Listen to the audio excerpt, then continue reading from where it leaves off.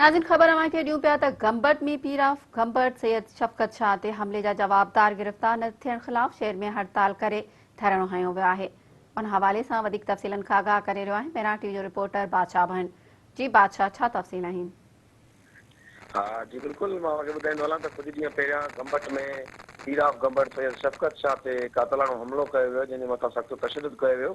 उन खां पोइ गंबट जी आवाम ऐं पीर जेके गंबट जा आहिनि जेको आहे सो त उन गंबट खण ते जेको आहे एहतजाजी मुज़ाहिरो करे पहुता, जंहिंजी FIR अहिड़नि जवाबदारनि ख़िलाफ़ कई वई, जंहिं जवाबदारनि में जेको आहे सो पीर सैयद MNA आहे राणीपुर, पीर ऑफ राणीपुर जो आहे भाउ सैयद अहमद अली शाह ऐं हुनजे पुटनि जे मथां जेको आहे सो अहिड़े हमले जी FIR कई वई।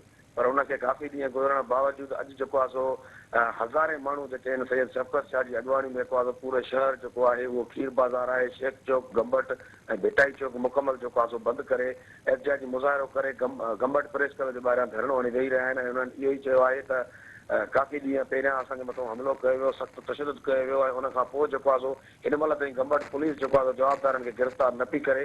उनजे करे न पई करे जो हू MNA सैयद फज़ल शाह जो भाउ आहे ऐं हू जेको आहे सो पीपल पार्टी सां उन्हनि जो वास्तो आहे। उन्हनि इहो ई मुतालबो कयो वज़ीर आज़म पाकिस्तान इमरान ख़ान खां त वाक़े जो नोटिस वठी जवाबदारनि खे गिरफ़्तार कयो वञे ऐं SSP ख़ैरपुर ऐं DIG सक्कर खे बि उन्हनि जेको आहे अहिड़ो मुतालबो कयो त मुलविस जेके जवाबदार आहिनि उन्हनि ख़िलाफ़ कार्रवाई कई वञे।